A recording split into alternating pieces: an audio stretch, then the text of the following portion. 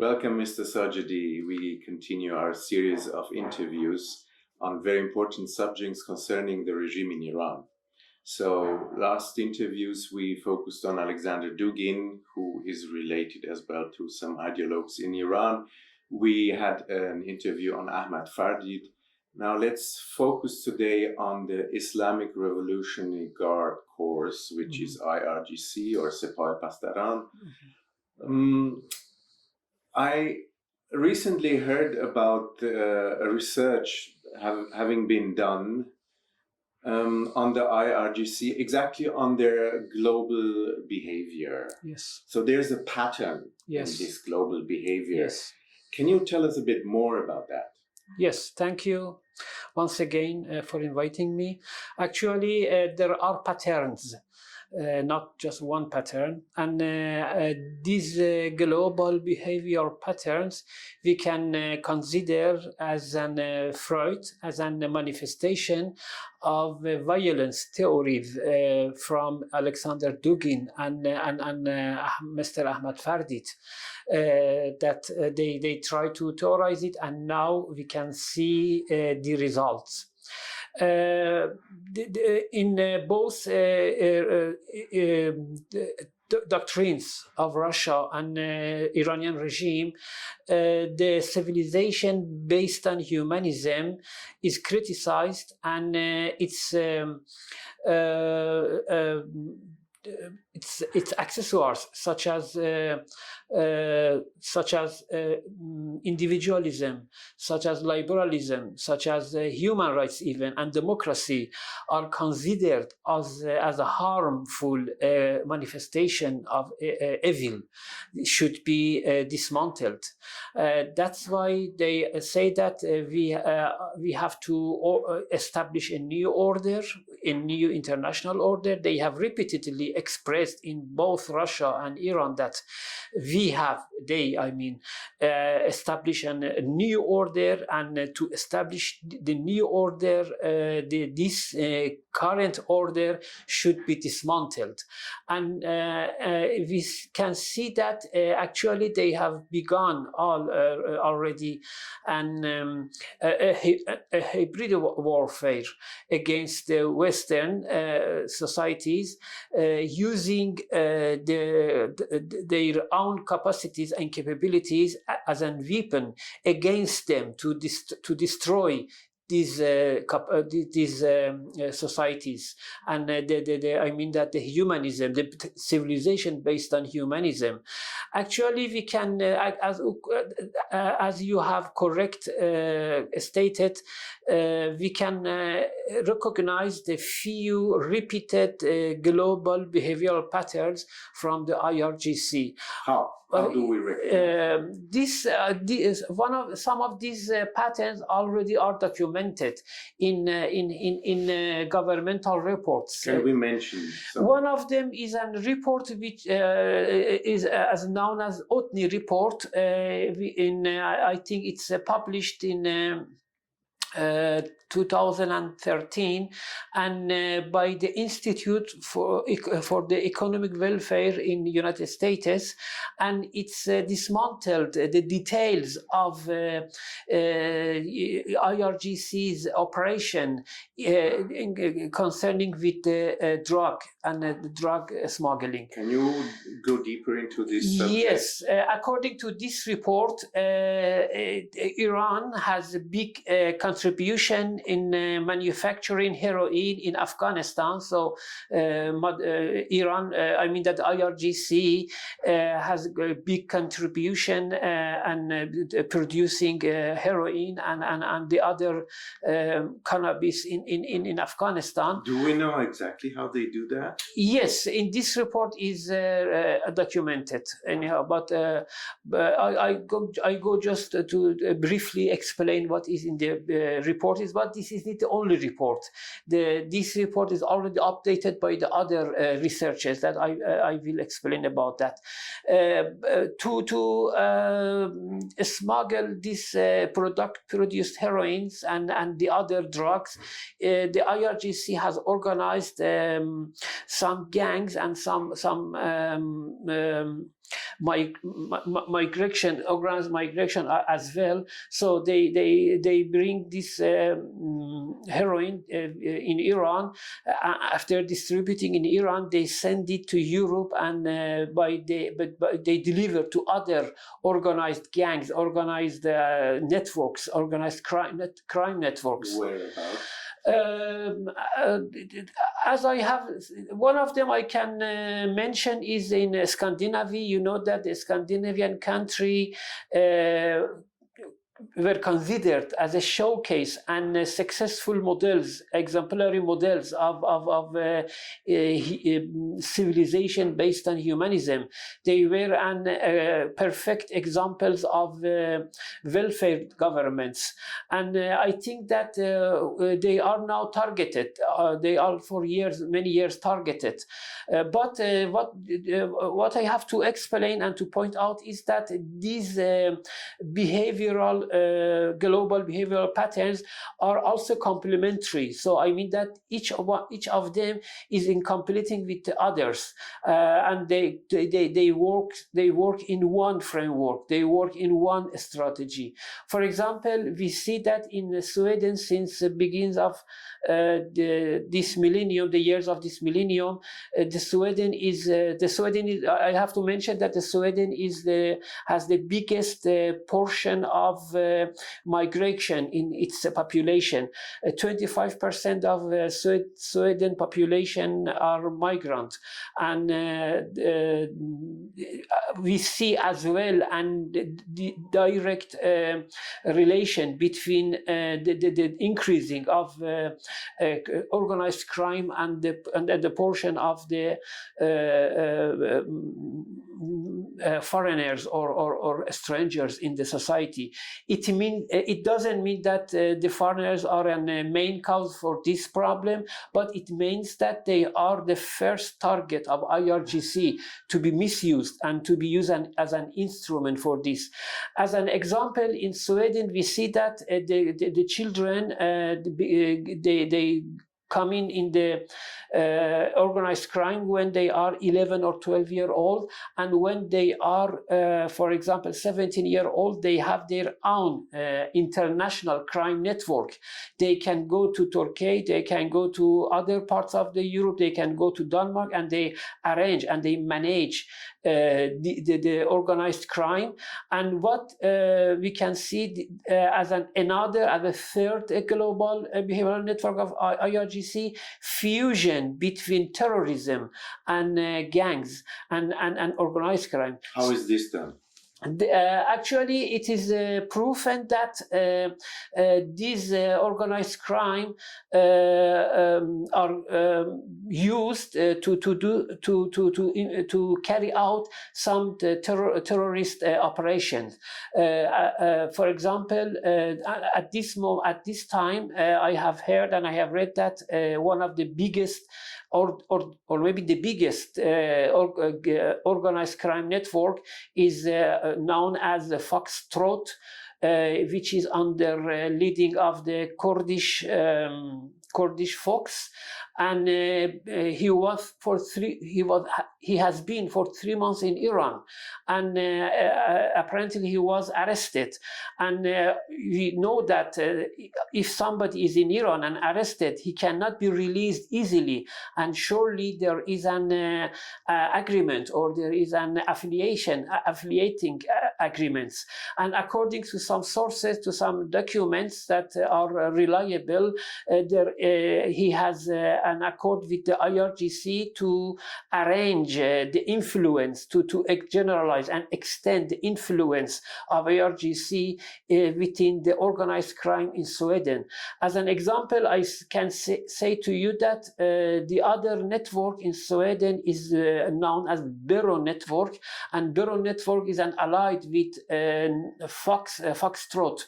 It means that the Bero Network is also in an maybe indirect alliance with the IRGC and affiliated to IRGC via Foxtrot. So Foxtrot has acted as a bridge between, as a linking bridge between IRGC and organized crime in Sweden.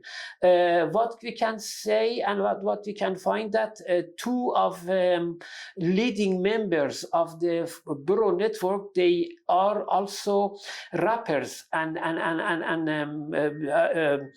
well-known rappers in Sweden, and they use the art as an instrument for terrorism.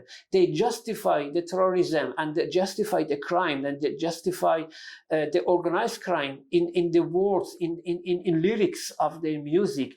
So this pattern, so already we have recognized four patterns, global patterns. One of them is organizing the, drugs smuggling. The other one is organizing the migration. And the other one is using the children in the conflicts. It's very, very important, and we should, the West should be pay attention to this, because the children are most valuable things in our society, and now the IRGC is using them as an instrument, as a weapon. We can see this pattern. This pattern is repeated in several points of the world. For example, in Iran, they use the Afghani children in praxis. I mean that in Zainabiyun force and in Fatimiyun force, which are affiliated with the Quds force in Syria. And too many of Afghani children are killed, and too many of Afghani children are going to kill the other people. They are trained. The other pattern we can recognize is in Gaza, in Palestine. We know that when the Hamas came to the power illegally in Gaza in 2006, I think, or 2005, the population of Gaza was about 200,000. And now is 2,400,000, so more than 12 times more is increased. And during these 20 years, the education was the monopoly under control and under supervision of Hamas, and already they have they trained more than 1 million, because I think that 60% of the population is under 18-year-old age in Gaza. And it means that more than 1,200,000 people, youngs, are radicalized in military zone, and they think that they have to kill or they have to be killed, and their parents are proud of this type of training. So it means that our civilization is confronting with a very, very big challenge and very big danger. This is the third pattern of behavioral global pattern, and the most dangerous of these patterns is integration between terrorism and organized crime. We can see overall this in Mexico, in United States. So can we see that in Germany too? Yes, in Germany we can see also too, because anyhow Iran, I mean that the Islamic Republic of Iran is trying to hit the Jewish and the Israeli interest, and they use the organized crimes as an instrument to carry out the terrorist its terrorist targets. Yes, but do we have some proper actions which we can refer to and say, yes, that pattern is related to Yes, IRGC actions? of course, because one of the other patterns is radicalization strategy.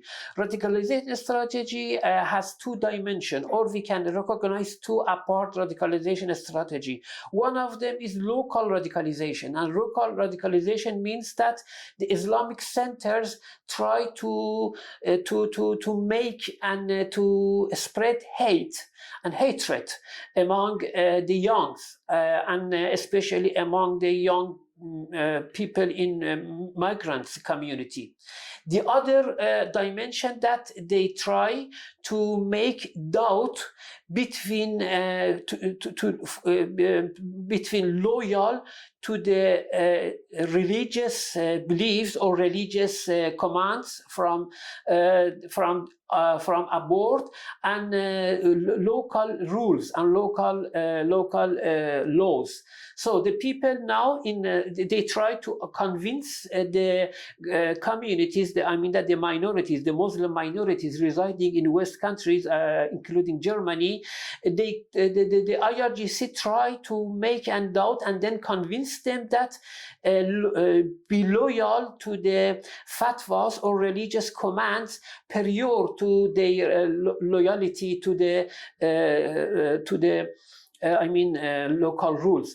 And they say that these are infidels, and if we are here, we are as a soldier, and we have to fulfill our commitment to our religion, to God, or and they consider and they propagate the leaders of the regime of Iran as an religious eligible leaders who can issue fatwa. And do you know what is fatwa? And religious command.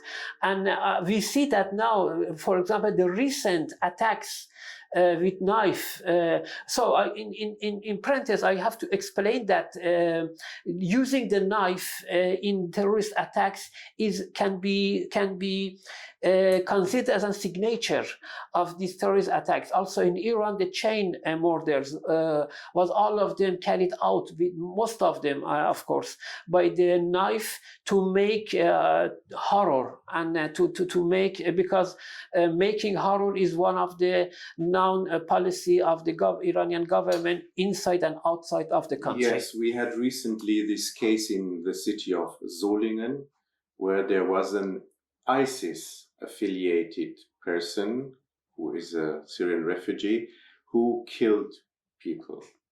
So is there a relation between ISIS and IRGC? Well, first of all, I suggest that the details of the life of this guy be dismantled, and we see that if he has ever linked with one of the Islamic centers in Germany or not. I mean, by the Islamic centers, I don't mean just the Islamic center, because the Islamic centers, I do not mean the building of the Islamic center, because they are smart and they make tens or 50s bodies affiliated with them. So all of the mosques which are affiliated with these Islamic centers should be controlled. Yes. And so if it they is have said that he radicalized himself online through the internet. No, I think that I assume that he was taken part in some ceremonies in local, for example, mosques. So you suggest in Solingen or somewhere around? Yes, there could be it's a mosque possible. Run by the IRGC, yes, Iranian regime somehow. And then, for example, in morning ceremonies in IOPHR, for example, or in other ceremonies, because in these ceremonies, till now, so far, they use the hate against the Jewish directly and indirectly both as well. And I think that because in other cases we have seen that they are radicalized by the teaching and by the speeching of the people from IRGC in this mosque, because these mosques invite the people inside of the Iran. And as I have already repeated a few times, for example, the head of the Islamic Center in Vienna, also Imam Ali Mosque, he was an official commando of the IRGC in Iran. To be precise, I have to say that he was one of the big high-rank officials in Kerman province. I mean that the IRGC in Kerman province, and at the same time he has the position of the leading of the Islamic Center in Vienna. So it's impossible that he goes to Vienna and he doesn't propagate the IRGC goals. Yes, this case might be obvious, but let's look in a more general way. Is ISIS related to IRGC? Is there a relation between the Islamic State of Syria and IRGC? I think that we need another opportunity to open it in details, but I have already found that, according to some documented sources, that IRGC has an unofficial relation with ISIS.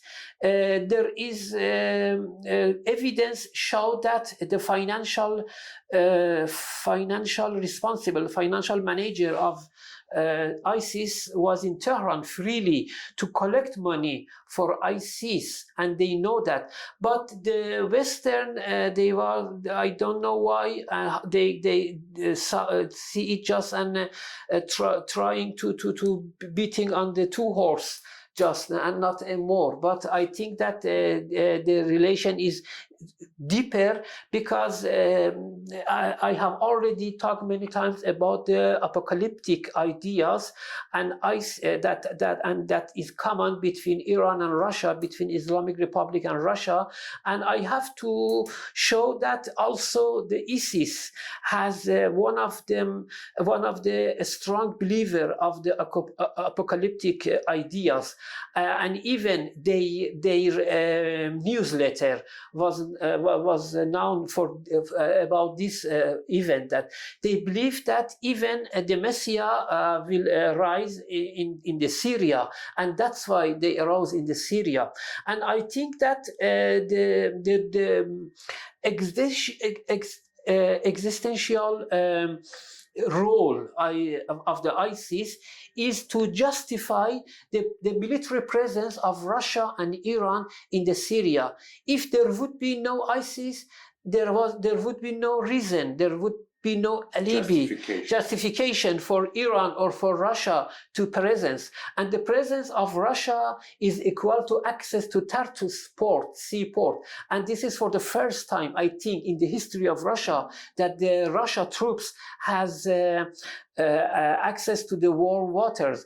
And I think that there would be a plan that they make an grand corridor between Russia via Iran to Syria via Kurdish zone. But I think that this plan is already stopped because of war with Ukraine. Anyhow, I have to say that the ISIS is not arose by itself. It's arose by Iran or Russia, or together, I mean, to make a justification for military presence in Syria. Mr. Sajedi, thank you very much. You have focused on IRGC global behavior patterns.